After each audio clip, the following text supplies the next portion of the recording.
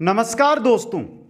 RBSC, NCERT और हिंदी ग्रंथ अकादमी का संपूर्ण निचोड़ आपकी अपनी रीट एग्जाम अध्यापक सीधी भर्ती लेवल प्रथम और द्वितीय के लिए हम देख रहे हैं दोस्तों।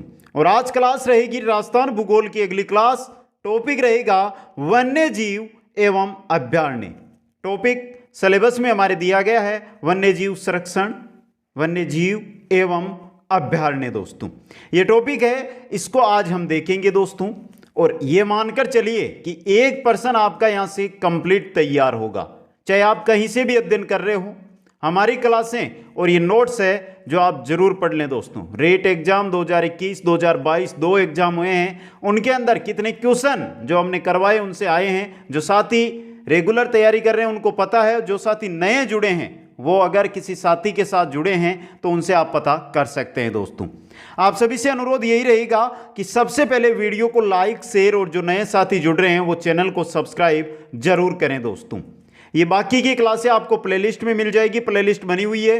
रही बात नोट्सों की, तो कुचामन ऑनलाइन क्लासेज ऐप है, प्ले स्टोर से डाउनलोड कीजिए, ऐप के स्टोर में जाइए, वहां पे आपको नोट्स मिल जाएंगे। अधिक जानकारी के लिए सभी साथी है जो इंस्टाग्राम पर जाकर फॉलो करके मेरे को मैसेज करके जानकारी ले सकते हैं दोस्तों। तो मित्रों आज हम देखने वाले हैं वन्य जीव एवं अभयारण्य। सबसे पहले बात कर लेते हैं वन्य जीव संरक्षण को लेकर क्या कदम उठाए गए जिनसे हमारे यहां पर क्वेश्चन है वो बन सकता है दोस्तों। तो चलिए मित्रों करते हैं क्लास की शुरुआत। राजस्थान वन्य पशु एवं पक्षी संरक्षण अधिनियम 1951 इसे 23 अप्रैल 1953 से लागू किया गया। राजस्थान वन्य पशु एवं पक्षी संरक्षण अधिनियम है जो 1951 में बना, लागू किया गया 23 अप्रैल 1953 को।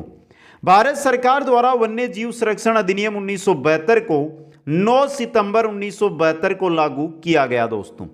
9 सितंबर 1972 को दोस्तों। इसके तहत भारत में वन्य जीवों के शिकार पर पूर्ण प्रतिबंध है जो लगाया गया दोस्तों। मित्रों नोट्स है, ध्यान से पढ़ लेना। अगर जो हम पढ़ा रहे हैं एनसीईआरटी, आरबीएससी और जो नवीन आंकड़े आते हैं वो सभी का संग्रह इनके अंदर आपको मिलेगा दोस्तों। राजस्थान सरकार ने इसे 1 सितंबर 1973 को लागू किया। इसके तहत राज्य में शिकार पूरी तरह क्या हो गया, निषेध। कोई भी व्यक्ति शिकार नहीं कर सकता। तो जो भारत का वन्य जीव संरक्षण अधिनियम 1972 है वो राजस्थान में कब लागू हुआ है, 1 सितंबर 1973 को दोस्तों। आगे देखिए मित्रों, भारतीय संविधान के भाग 4 के अनुच्छेद 48 के भाग 4 में अनुच्छेद 48 के एवं अनुच्छेद 51 के में भी वन्य जीवों के संरक्षण का प्रावधान है वो उल्लेखित है दोस्तों। अब देखिए 42वें संविधान संशोधन के द्वारा वन्य जीव विषय को समवर्ती सूची का विषय बना दिया गया है। समवर्ती सूची वह सूची होती है जिस पर केंद्र और राज्य दोनों कानून बना सकते हैं दोस्तों, जिसके तहत अब भारत सरकार व राज्य सरकार दोनों इस विषय पर कानून बना सकते हैं दोस्तों। इसी के तहत केंद्र सरकार के दिन राष्ट्रीय पार्क तथा राज्य सरकार के दिन अभयारण्य है, आकेट निषेध क्षेत्र है, मृगवन है आदि संरक्षित किए जाते हैं। चाहे राष्ट्रीय पार्क हो, राष्ट्रीय उद्यान, अभयारण्य हो, आकेट निषेध क्षेत्र हो, मृगवन हो, या एक इंपॉर्टेंट क्वेश्चन वर्तमान में चल रहा है वो चल रहा है सभी जिलों का जो एक पशु को शुभंकर घोषित किया गया वो। तो इनके बारे में हम एक एक के बारे में संपूर्ण चर्चा करेंगे। पहले राष्ट्रीय उद्यान देखेंगे, फिर अभयारण्य देखेंगे, फिर हम आगे बढ़ेंगे दोस्तों। अब देखिए मित्रों आगे हम देखते हैं जैव विविधता विरासत स्थल। यह भी इंपॉर्टेंट क्वेश्चन है आपके लिए। आकलवुड फॉसिल पार्क है जैसलमेर में, केवड़ा की नाल उदयपुर में, रामकुंडा उदयपुर में, नागपाड़ अजमेर में, छापोल मनसा माता झुंझुनू के रूप में उक्त स्थानों का चयन जैव विविधता विरासत स्थल के रूप में किया गया है दोस्तों। अब क्वेश्चन देखिए, ये 4 चीजें जो आपके सामने, चारों नाम आपको याद रखने हैं। आकल वुड फॉसिल पार्क, जैसलमेर में, केवड़ा खिनाल उदयपुर में, रामकुंडा उदयपुर में, नागपाड़ अजमेर में, छापोल मनसा माता झुंझुनू में। समझ गए यहाँ पे। राजस्थान में प्रति हेक्टेयर सर्वाधिक जैव विविधता वाला वन क्षेत्र, सर्वाधिक जैव विविधता वाला वन क्षेत्र है वो देववन। कहां पर है ये? कोटा के अंदर है दोस्तों। आ गया समझ में। अब आगे चलिए और देखिए कुछ बाघ परियोजनाओं के बारे में। 1 अप्रैल 1973 को भारत सरकार के द्वारा बाघ परियोजना का शुभारंभ करते हुए बाघ को राष्ट्रीय पशु घोषित किया गया। अब देखिए राज्य पक्षी क्या है, राज्य पशु क्या है, इनके बारे में हमने पहले विस्तृत अध्ययन कर लिया है और वो किया था हमने राजस्थान के प्रतीक चिन्हों में। हमारे सिलेबस में टॉपिक है तो वहां पर उसका अध्ययन कर लिया। अब उसी चीज को यहां पर दोबारा पढ़ के हम अपना टाइम है वो ज्यादा खराब कर रहे हैं। इससे अच्छा जो चीज हमने पढ़ ली है उस चीज को हटा लेते हैं। समझ गए? यहां से वो चीज हमने पढ़ ली है दोस्तों। भारत की प्रथम बाघ परियोजना जिम कॉर्बेट उत्तराखंड। देखिए भारत की प्रथम बाघ परियोजना कहां पर है? जिम कॉर्बेट उत्तराखंड, पहला क्वेश्चन। दूसरा देखिए क्षेत्रफल की दृष्टि से सबसे बड़ी बाघ परियोजना है वो है नागार्जुन सागर आंध्र प्रदेश। दूसरा इंपॉर्टेंट चीज, भारत में पहली बाघ गणना है वो 1972 में हुई थी और आगामी बाघ गणना यानी 2022 जो चल रहा है इसमें हो रही है दोस्तों। बाघ गणना 2018 के आंकड़े हमारे पास है जिसमें सर्वाधिक बाघ है मध्य प्रदेश में 526 और राजस्थान का इसमें स्थान है 8वां। राजस्थान में 69 बाघों की संख्या 2018 में थी दोस्तों। तो ये इंपॉर्टेंट चीजें हैं आपके लिए। इसके अलावा देखिए मित्रों, इसके अलावा हम बाघों के बारे में बात करें तो भारत में बाघों की कुल संख्या 2967 2018 के अनुसार। मध्य प्रदेश को टाइगर स्टेट के नाम से जाना जाता है। सर्वाधिक बाघ किस राज्य में? मध्य प्रदेश में। तो मध्य प्रदेश को टाइगर स्टेट के नाम से जाना जाता है। विश्व बाघ दिवस मनाया जाता है 29 जुलाई को। कब मनाया जाता है? 29 जुलाई को दोस्तों। आ गया समझ में। अब देखिए भारत में सर्वाधिक राष्ट्रीय उद्यानों वाला राज्य है वो है मध्य प्रदेश। भारत में सर्वाधिक अभयारण्यों वाला राज्य है वो है महाराष्ट्र। भारत में वन्य जीवों की दृष्टि से प्रथम स्थान पर है असम, द्वितीय स्थान पर है राजस्थान। तो सर्वाधिक राष्ट्रीय उद्यान मध्य प्रदेश में, सर्वाधिक अभयारण्य महाराष्ट्र में, वन्य जीवों की दृष्टि से सबसे पहले स्थान पर आता है असम, दूसरे स्थान पर हमारा राजस्थान आता है दोस्तों। अब देखिए ये चीज तो हो गई देश के लिए। अब बात करते हैं राजस्थान की। राजस्थान में सर्वाधिक अभयारण्यों वाला जिला, सर्वाधिक अभयारण्य किसमें है? उदयपुर जिले के अंदर है। अब देखिए एक कुमुट कमेटी, वीपी सिंह समिति, ये दोनों इंपॉर्टेंट है। रणथंभौर राष्ट्रीय उद्यान में शिकार के कारण बाघों की कमी होने के कारण आर.एस. कुमुट की अध्यक्षता में 1992 में गठित की गई यह कमेटी है कुमट कमेटी दोस्तों। वीपी सिंह समिति 2005 में बनी जो देखिए राज्य सरकार द्वारा वन्य जीव संरक्षण के लिए उपाय सुझाने के लिए वीपी सिंह समिति का 2005 में गठन किया गया दोस्तों। एक क्वेश्चन ये भी इंपॉर्टेंट बन सकता है। शिकार पर प्रतिबंध लगाने वाली राजस्थान की प्रथम रियासत कौन सी है? टोंक रियासत है जिसने 1901 में शिकार पर प्रतिबंध लगा दिया दोस्तों। आ गया समझ में। ये राजस्थान के बारे में जानकारी है। बहुत सारे मित्रों का मेरे को एक कमेंट मिला था किस तरह आप स्पीड में चल रहे हो। मित्रों हमारी जो चीज है हम जो पढ़ा रहे हैं ये स्पीड के लायक है।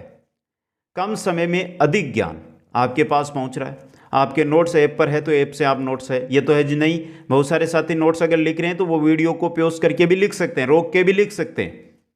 सामने है आपके पास, सामने है नोट्स, आराम से स्क्रीनशॉट ले सकते हैं, आप बाद में लिख सकते हैं।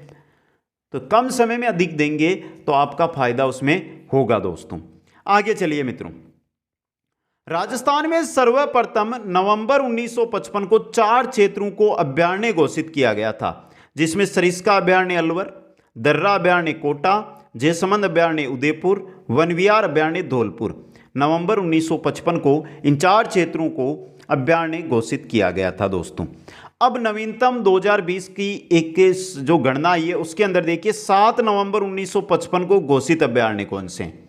सवाई माधोपुर अभयारण्य है सवाई माधोपुर में, रामसागर अभयारण्य है धौलपुर में, केसरबाग अभयारण्य है धौलपुर के अंदर दोस्तों। यह नॉर्मल सी जानकारी थी जो हमारी हो गई। वन्यजीव संरक्षण के बारे में हमने देख लिया यहां से। अब चलते हैं राजस्थान के राष्ट्रीय उद्यान व वन्यजीव अभयारण्य दोस्तों। वन्यजीवों की अधिकता होने व शिकार पर कोई प्रतिबंध नहीं होने के कारण स्वतंत्रता से पूर्व राजस्थान को शिकारियों का स्वर्ग कहा जाता था। वन्यजीवों की अधिकता थी, शिकार पर कोई प्रतिबंध नहीं था, तो आए दिन शिकार की घटनाएं यहाँ पे होती थी। इस वजह से जब भारत आज़ाद हुआ उससे पहले राजस्थान को क्या कहा जाता था? शिकारियों का स्वर्ग स्थल दोस्तों।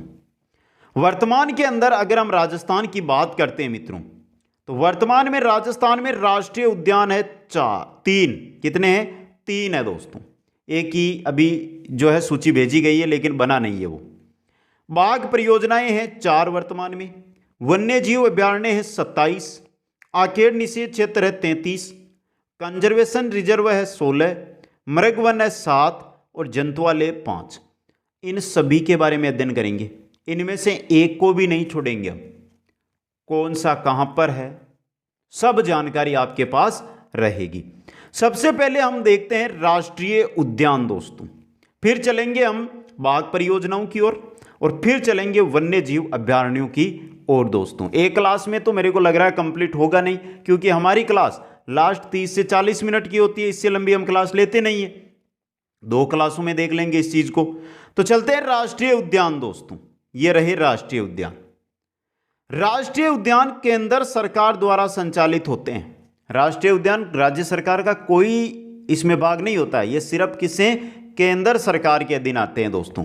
और वर्तमान में राजस्थान में 3 राष्ट्रीय उद्यान है दोस्तों। अब देखिए, भारत का सबसे बड़ा राष्ट्रीय उद्यान है वो लद्दाख के लेह में हेमिस राष्ट्रीय उद्यान है। कौन सा है? हेमिस राष्ट्रीय उद्यान सबसे बड़ा है। देश का सबसे छोटा राष्ट्रीय उद्यान है वो है साउथ बटन।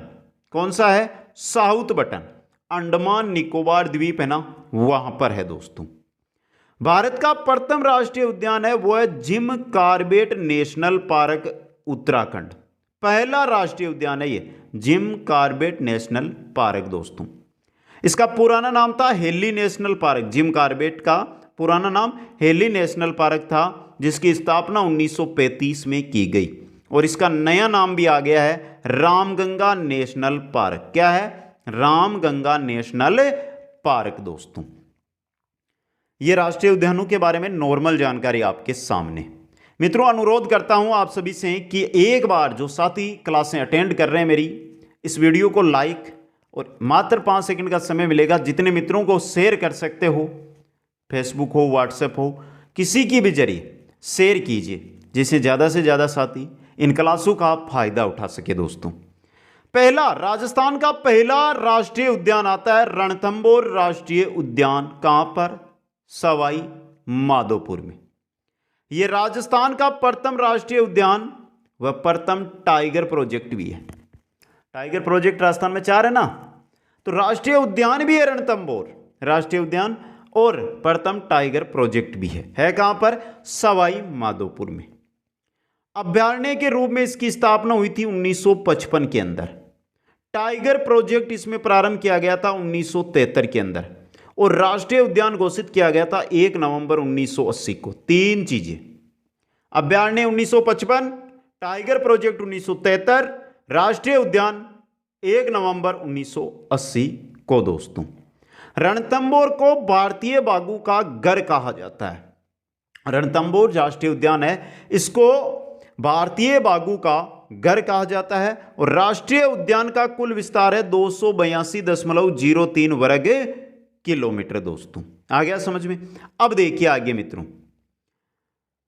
क्षेत्रफल की दृष्टि से यह राजस्थान की दूसरी बड़ी बाघ परियोजना है। पहली कौन सी आगे आ जाएगी? क्षेत्रफल की दृष्टि से राजस्थान की दूसरी बड़ी बाघ परियोजना है। रणथंभौर टाइगर प्रोजेक्ट में रणथंभौर नेशनल पार्क आ गया, सवाई माधोपुर अभयारण्य आ गया, सवाई मानसिंह अभयारण्य आ गया, केला देवी अभयारण्य आ गया, राष्ट्रीय चंबल घड़ियाल अभयारण्य आ गया। इनका हिस्सा इसमें शामिल किया गया है। किसके रूप में? टाइगर प्रोजेक्ट के रूप में। रणथंभौर टाइगर प्रोजेक्ट में एक तो नेशनल पार्क है, राष्ट्रीय उद्यान है हमारा रणथंभौर, इसके अलावा सवाई माधोपुर, सवाई मानसिंह, केला देवी, राष्ट्रीय चंबल घड़ियाल, ये 4 है अभयारण्य दोस्तों। इनका हिस्सा टाइगर प्रोजेक्ट के रूप में शामिल किया गया है।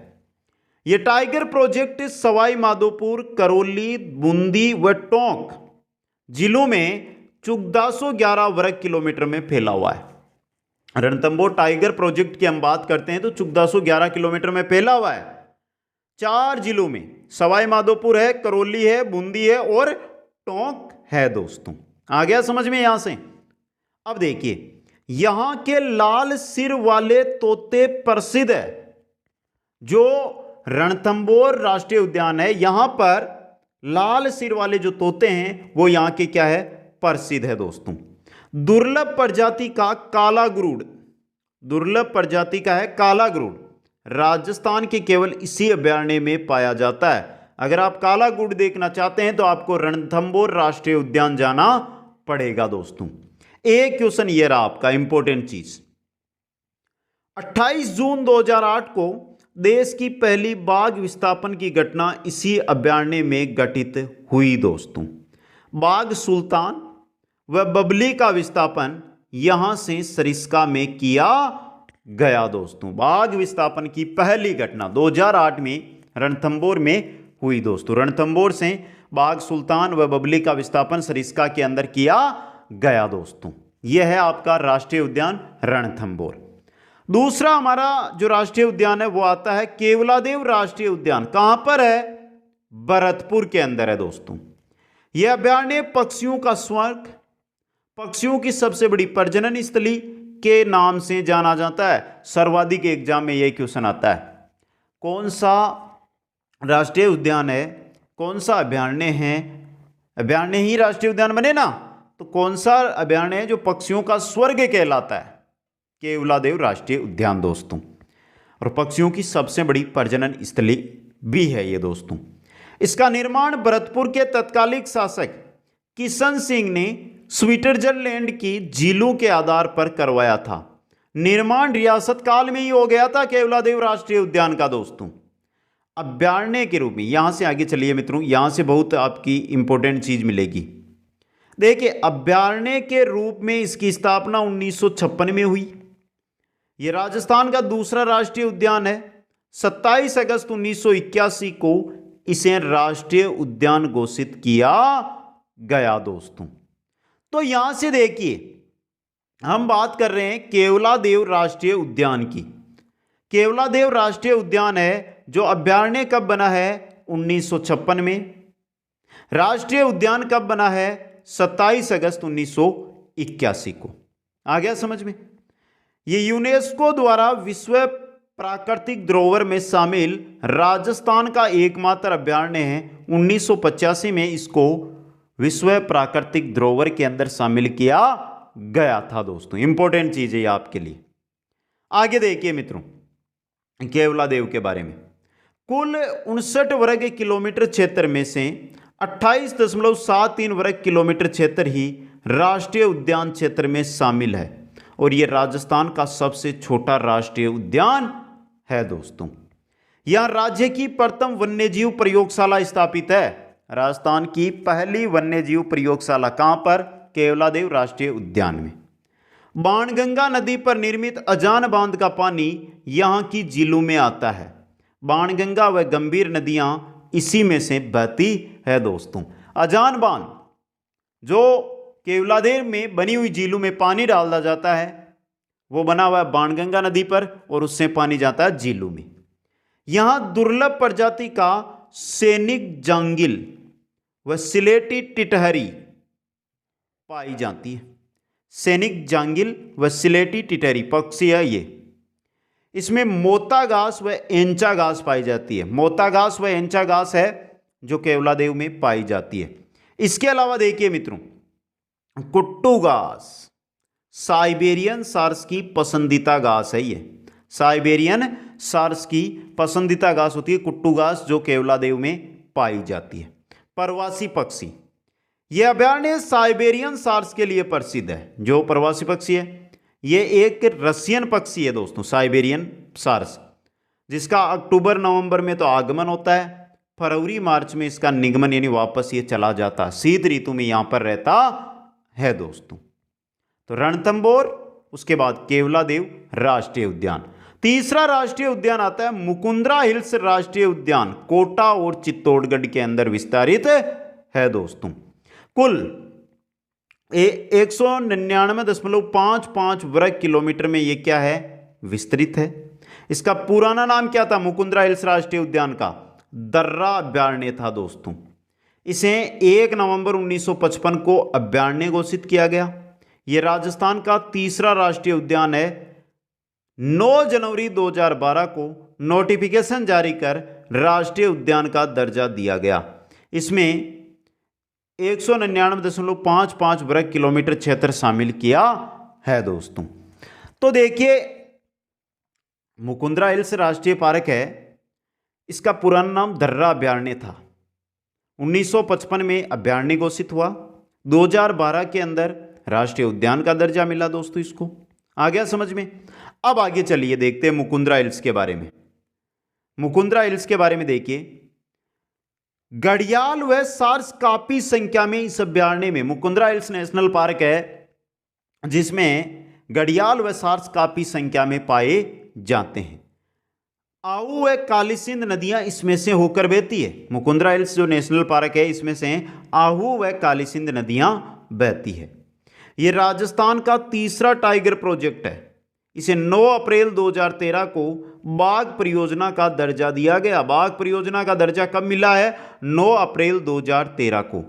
यह टाइगर प्रोजेक्ट कोटा, बूंदी, झालावाड़ व चित्तौड़गढ़ के कुल 759.99 वर्ग किलोमीटर क्षेत्र में विस्तृत है दोस्तों। यह क्षेत्रफल की दृष्टि से राजस्थान का सबसे छोटा टाइगर प्रोजेक्ट है, सबसे छोटा टाइगर प्रोजेक्ट। अब देखिए यहां पे सबसे इंपॉर्टेंट मुकुंद्रा हिल्स की बात करें तो गागरोनी तोते हैं। क्वेश्चन आया था एक बार, वो आया था वैज्ञानिक नाम को लेकर, गागरोनी तोते का, हीरामन तोता। जब हिस्ट्री पढ़ते हैं तो हीरामन तोता आता है हमारे इतिहास में, पद्मनी की कहानी में, वही चीज दोस्तों। देखिए गागरोनी तोते, वैज्ञानिक नाम है एलेक्जेंड्रिया पेराकिट। यह अभयारण्य गागरोनी तोते के लिए प्रसिद्ध है जिनका अन्य नाम है हीरामन, और यह मानव आवाज की नकल करता है। जो गागरोनी तोता है ना, यह मानव आवाज की नकल करता है, मानव की तरह बोलता है दोस्तों।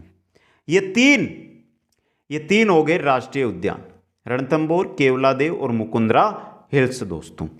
अब चलते हैं हम दोस्तों टाइगर प्रोजेक्ट, बाघ परियोजनाओं की ओर। 4 है और चारों में पहली है रणथंबोर टाइगर रिजर्व, सवाई माधोपुर, करौली, बूंदी और टोंक के अंदर। कुल क्षेत्रफल है 1411.29 वर्ग किलोमीटर, और क्षेत्रफल की दृष्टि से दूसरा सबसे बड़ा यह टाइगर प्रोजेक्ट है दोस्तों। पहला कौन सा है जो कुछ ही दिनों पहले टाइगर प्रोजेक्ट बना है, वो है दोस्तों 4 नंबर पर आएगा हमारे। तो पहला है रणथंबोर टाइगर रिजर्व, दूसरा आता है सरिस्का टाइगर रिजर्व, अलवर और जयपुर में फैला हुआ है। 1213.34 वर्ग किलोमीटर क्षेत्र में यह फैला हुआ है दोस्तों, रणथंबोर, सरिस्का, और अब आ गया Mukundra hills tiger reserve. Kota, Bundi, Jhalawar और चित्तौड़ में फैला हुआ है।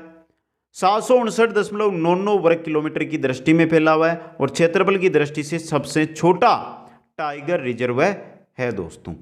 चौथा है जो है आपका रामगढ़ विस्तारित टाइगर प्रोजेक्ट, बूंदी व भीलवाड़ा में फैला हुआ है। 1501 वर्ग किलोमीटर में फैला हुआ है, और क्षेत्रफल की दृष्टि से सबसे बड़ा है दोस्तों। तो ये 4 टाइगर प्रोजेक्ट हमारे यहां पर चल रहे हैं, राष्ट्रीय उद्यान, टाइगर प्रोजेक्ट, फिर क्या पढ़ने में, अभयारण्य। अब चलते हैं वन्य जीव अभयारण्य। अभयारण्य किसके दिन आएंगे, राज्य सरकार के दिन। और पहला हमारे जो वन्य जीव अभयारण्य आ रहा आपका, वो आ रहा है सरिस्का टाइगर प्रोजेक्ट या सरिस्का अभयारण्य, दोनों ही नाम बोल सकते हैं आप, अलवर व जयपुर के अंदर। चलिए इसके बारे में अध्ययन करते हैं। अभयारण्य की स्थापना की गई थी 1 नवंबर 1955 को। यह राजस्थान का दूसरा टाइगर प्रोजेक्ट है। 1978 में इसे टाइगर प्रोजेक्ट का दर्जा दिया गया। अभयारण्य 1955 में बना, टाइगर प्रोजेक्ट 1978 में बना। इस टाइगर प्रोजेक्ट का विस्तार 1213.34 वर्ग किलोमीटर में फैला हुआ है दोस्तों। 6 जुलाई 2012 के नोटिफिकेशन के अनुसार इसमें सरिस्का अभयारण्य, सरिस्का अभयारण्य, एक तो सरिस्का अभयारण्य हो गया आपका जो हम पढ़ रहे हैं अभी सरिस्का अभयारण्य, दूसरा हो गया सरिस्का अभयारण्य, अलग है यह चीज। जमुआ रामगढ़ अभयारण्य का हिस्सा लिया गया है, समझ गए। 3 अभयारण्यों का इसके अंदर क्या लिया गया है, हिस्सा लिया गया है दोस्तों। सरिस्का अभयारण्य हरे कबूतरों के लिए प्रसिद्ध है। सरिस्का अभयारण्य किन के लिए प्रसिद्ध है, हरे कबूतरों के लिए प्रसिद्ध है दोस्तों। आगे देखिए सरिस्का के बारे में। अभयारण्य के कालीघाटी क्षेत्र में मोर का सर्वाधिक घनत्व पाया जाता है। अभयारण्य है, सरिस्का अभयारण्य है, इसका जो कालीघाटी क्षेत्र है वहां पर सर्वाधिक मोर मिलते हैं। ये इंपॉर्टेंट चीज आपके लिए। RN मल्होत्रा समिति सरिस्का से बाघ लुप्त होने की जांच के लिए राज्य सरकार के द्वारा गठित समिति है RN मल्होत्रा समिति। यह पहला अभयारण्य सरिस्का टाइगर रिजर्व या सरिस्का अभयारण्य। दूसरा आता है हमारा दर्रा वन्य जीव अभयारण्य कोटा या झालावाड़, मुकुंदरा हिल्स नाम। अभयारण्य की स्थापना की गई थी 1 नवंबर 1955 को। यह अभयारण्य राष्ट्रीय उद्यान व टाइगर प्रोजेक्ट दोनों का क्या है, वर्तमान में हिस्सा है दोस्तों। तीसरा है जयसमंद अभयारण्य, कहां पर है, उदयपुर में है। जयसमंद अभयारण्य की स्थापना 1 नवंबर 1955 को की गई थी, 1 नवंबर 1955 को। क्षेत्रफल देखिए 52.34 वर्ग किलोमीटर है। जयसमंद अभयारण्य, यह अभयारण्य बगेरों व बोहरा पक्षी के लिए प्रसिद्ध है। बगेरों के लिए और बोहरा पक्षी के लिए प्रसिद्ध अभयारण्य जयसमंद अभयारण्य है दोस्तों। चौथे अभयारण्य की ओर हम बढ़ते हैं तो आता है हमारा वन विहार अभयारण्य, कहां पर है, धौलपुर बाड़ी के, बाड़ी धौलपुर में। स्थापना 1 नवंबर 1955 को हुई। क्षेत्रफल है 25.60 वर्ग किलोमीटर। एक बात बता दूं मित्रों, यहां से स्थापना के अनुसार ही हम अभयारण्य पढ़ रहे हैं। सबसे पहले जिसकी स्थापना हुई, फिर जैसे जैसे स्थापना होती गई उसी अकॉर्डिंग हम अभयारण्य यहां पर पढ़ रहे हैं दोस्तों। 5वां अभयारण्य आता है सवाई माधोपुर अभयारण्य, कहां पर है, नाम से पता चल गया सवाई माधोपुर में है दोस्तों। क्षेत्रफल देखिए 131.30 वर्ग किलोमीटर। सवाई माधोपुर अभयारण्य का क्षेत्रफल है 131.30 वर्ग किलोमीटर। स्थापना कब की गई, 7 नवंबर 1955 को। 7 नवंबर 1955 को। 1 नवंबर को 4 अभयारण्य बने थे, 1 नवंबर को 4 अभयारण्य, 7 नवंबर को 3 अभयारण्यों की घोषणा की गई थी। अगला 6वां अभयारण्य है हमारा राम सागर अभयारण्य, कहां पर है, धौलपुर में। क्षेत्रफल 34.40 वर्ग किलोमीटर है और स्थापना 7 नवंबर 1955 को इसकी स्थापना की गई। राम सागर अभयारण्य धौलपुर।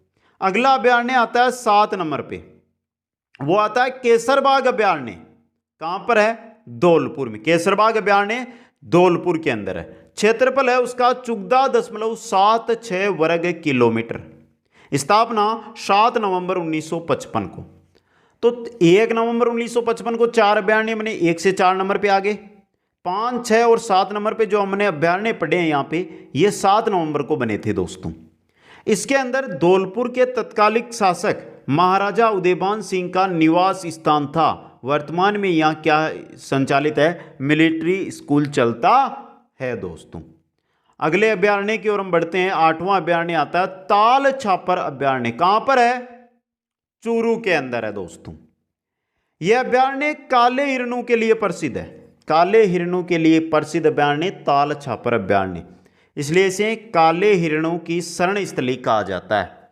काले हिरणों की शरण स्थली इसको कहा जाता है। स्थापना 4 अक्टूबर 1962 को की गई। क्षेत्रफल है 7.19 वर्ग किलोमीटर। यह राजस्थान का तीसरा छोटा अभयारण्य है। तीसरा छोटा अभयारण्य।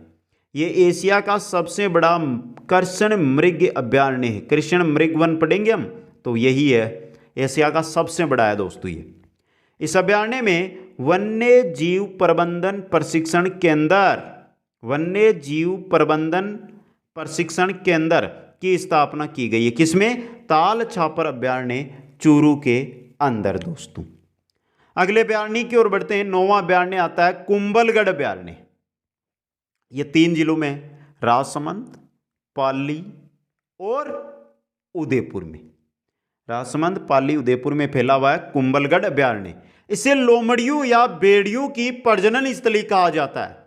लोमड़ियों की बोले या बेड़ियों की प्रजनन स्थली कुंभलगढ़ अभयारण्य। स्थापना 13 जुलाई 1971 को की गई। क्षेत्रफल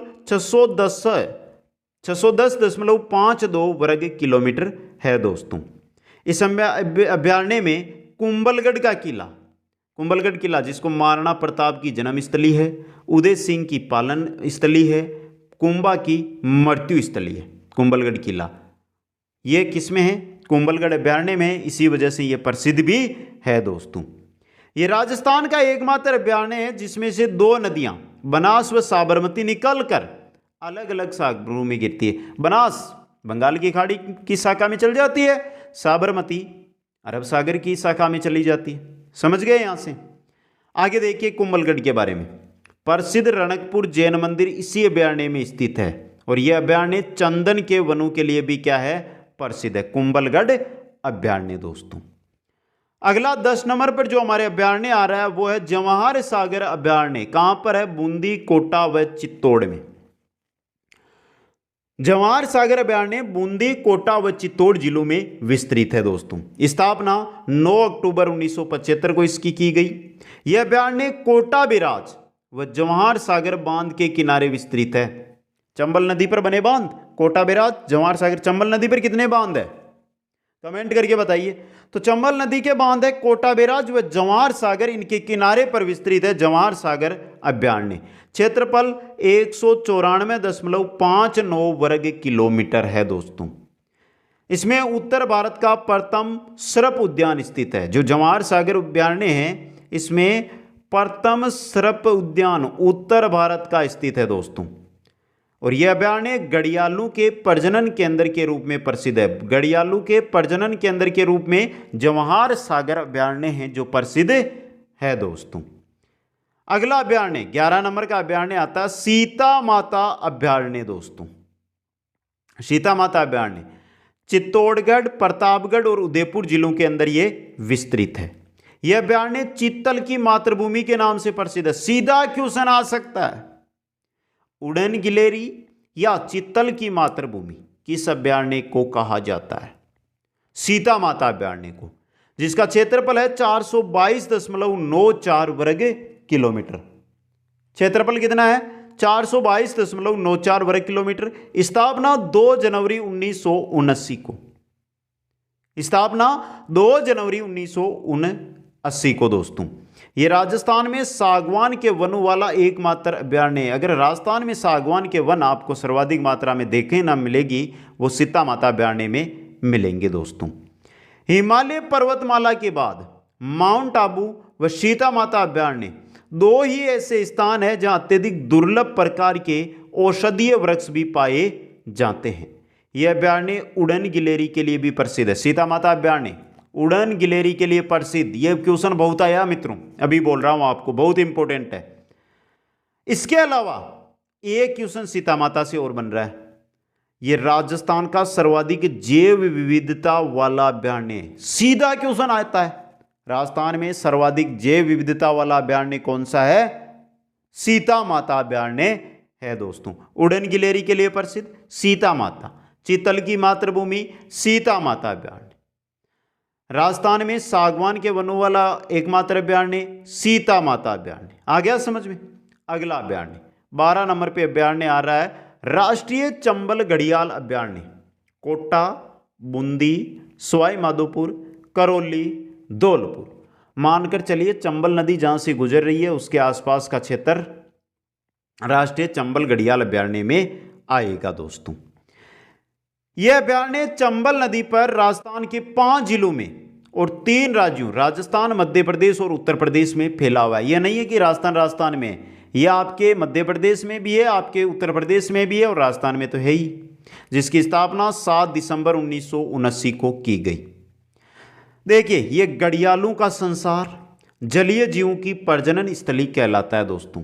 यह अभयारण्य घड़ियालों के सर्वोत्तम प्राकृतिक आवास, सुरक्षा व प्रजनन के लिए क्या है, विख्यात। तो घड़ियालों की जब भी बात आए, राष्ट्रीय चंबल घड़ियाल अभयारण्य आपको कर देना है दोस्तों।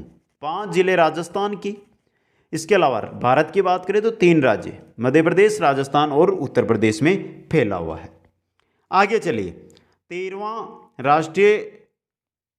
13वां हमारा अभयारण्य आता है राष्ट्रीय मरु उद्यान अभयारण्य, जैसलमेर और बाड़मेर के अंदर फैला हुआ राष्ट्रीय मरु उद्यान दोस्तों। देखिए क्षेत्रफल की दृष्टि से यह राजस्थान का सबसे बड़ा अभयारण्य, राष्ट्रीय लगाने से राष्ट्रीय उद्यान मत समझ लेना, अभयारण्य ही है दोस्तों। और क्षेत्रफल की दृष्टि से राजस्थान का सबसे बड़ा अभयारण्य मरु अभयारण्य, क्षेत्रफल 3162 वर्ग किलोमीटर, जिसमें से जैसलमेर का है 1900 वर्ग किलोमीटर, बाड़मेर में है 1262 वर्ग किलोमीटर क्षेत्र। स्थापना 4 अगस्त 1980 को की गई। अब देखिए मरु अभयारण्य की अगर हम बात करते हैं तो यहाँ पर लाठी सीरीज इसी अभयारण्य में है। लाठी सीरीज के बारे में पढ़ते हैं ना जैसलमेर वाले, वो इसी में है। यह अभयारण्य गोडाउन की शरण स्थली है, तो क्वेश्चन आ सकता है गोडाउन की शरण स्थली कौन सा अभयारण्य है, राष्ट्रीय मरु उद्यान अभयारण्य। यह अभयारण्य प्राचीन जीवाश्मों की संरक्षण स्थली कहलाता है। कैसे, देखिए आकल वुड फोसिलस पार्क है यहाँ पर। इसी अभयारण्य के आकल गांव में 18 करोड़ वर्ष पुराने 25 वुड फोसिल्स विद्यमान है, इसलिए इसे जीवाश्म उद्यान के नाम से भी जाना जाता है। तो जो मरु उद्यान है, जो मरु अभयारण्य है, इसी को जीवाश्म उद्यान कहते हैं। इसके अलावा पीवड़ा सांप सर्वाधिक संख्या में यहीं पर पाए जाते हैं, पश्चिमी राजस्थान में पाए जाते हैं पीवड़ा सांप। सेवण घास, सर्वाधिक सेवण घास इसी अभयारण्य में पाई जाती है, जो पौष्टिक घास होती है दोस्तों। यह हो गया राष्ट्रीय मरु अभयारण्य। अगला आता है हमारा 14 नंबर पर नाहरगढ़ अभयारण्य। कहां पर है, जयपुर के अंदर है दोस्तों। क्षेत्रफल 52.40 वर्ग किलोमीटर है। स्थापना 22 सितंबर 1980 को नाहरगढ़ अभयारण्य की स्थापना की गई। यहां पर 4 जून 2016 को राजस्थान का तीसरा जैविक उद्यान स्थापित किया गया। तीसरा जैविक उद्यान नाहरगढ़ अभयारण्य में।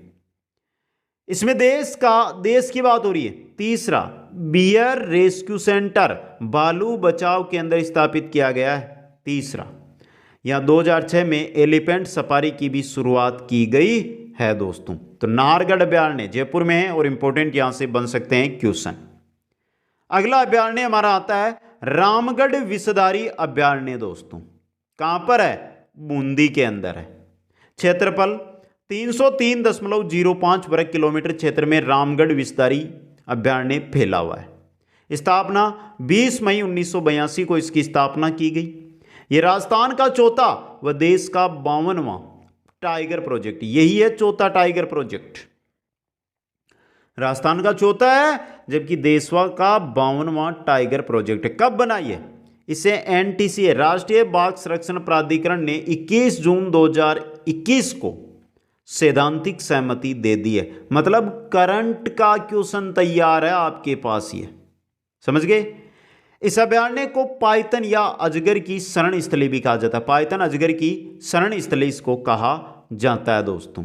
देखिए बाघ परियोजना बनने से पहले भी इस क्षेत्र में बाघ स्वतंत्र रूप से विचरण करते थे। इसे रणथंबोर के बाघों का जच्चागर भी कहा जाता है। रणथंबोर के बाघों का जच्चागर कहा जाता है दोस्तों।